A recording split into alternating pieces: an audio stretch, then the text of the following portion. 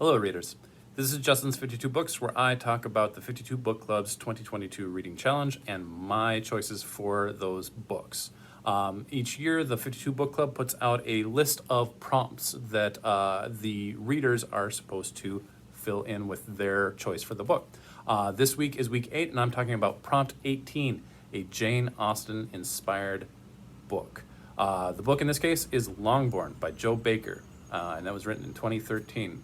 As the spouse of a former English studies slash women's studies major, I saw the list of the 52 Book Club's prompts at the beginning of the year and saw this one and basically said, hey wife, you have carte blanche, you get to choose whichever book you want for me to read for the Jane Austen-inspired book, because Jane Austen is no stranger to our house, and she chose Longbourn.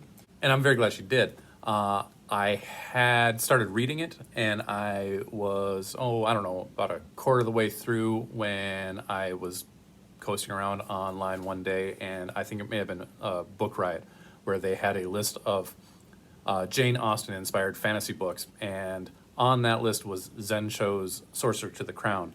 And it was a little bit of a missed opportunity for me, because that has been on my to-read list for probably, several years, and it's always a book away from being at the top. But N.K. Jemisin and Neil Stephenson just keep on putting out big-ass books, and I just never get to it. So with apologies to Ms. Cho, I was obliged to finish Longbourn. And like I said, I am glad I did. The premise is simple.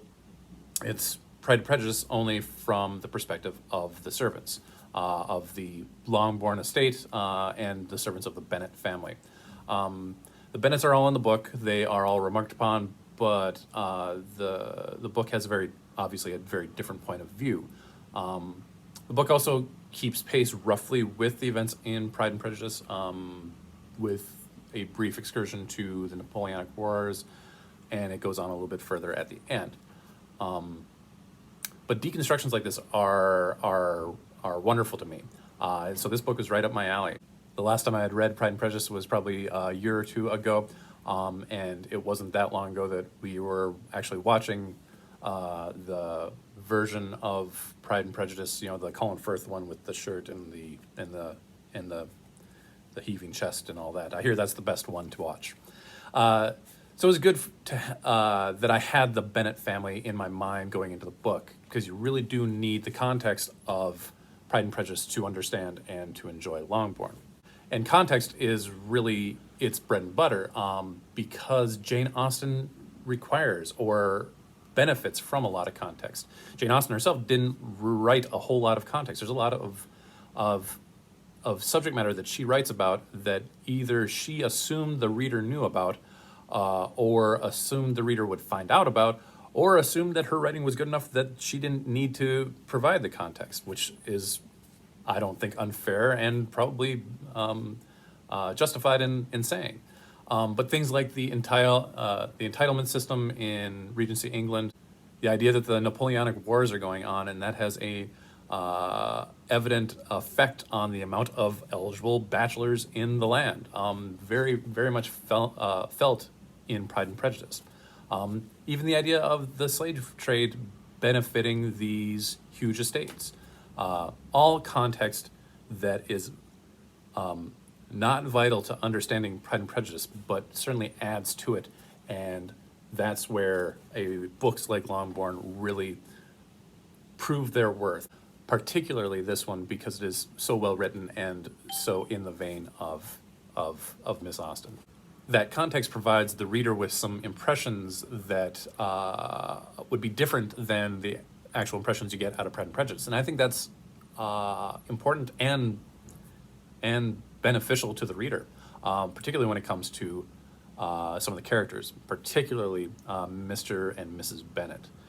In Pride and Prejudice, Mr. Bennet is the beneficent father of Lizzie, and always just allowing his girls to just be girls, and there is an air of him being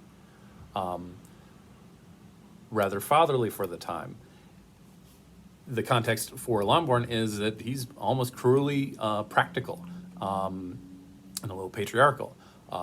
Whereas Mrs. Bennet, who is raving mad at times in Pride and Prejudice, is almost tragic in Longbourn, and with real insecurities and real concerns.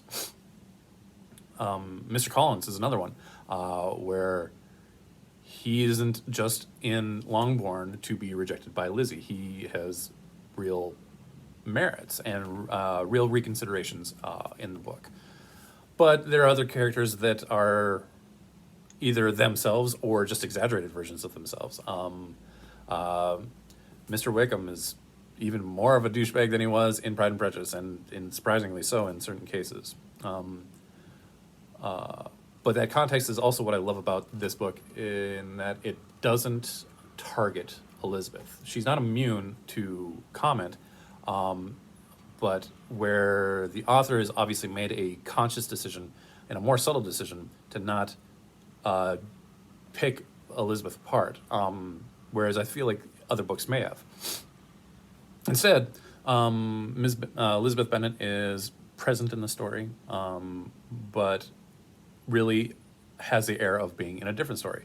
One that touches this one, but rarely impacts it all that much, except for at the end. It's almost like she's caught up in her own book and can't be bothered to be part of this one. Some things I didn't like about the book, that's a good question.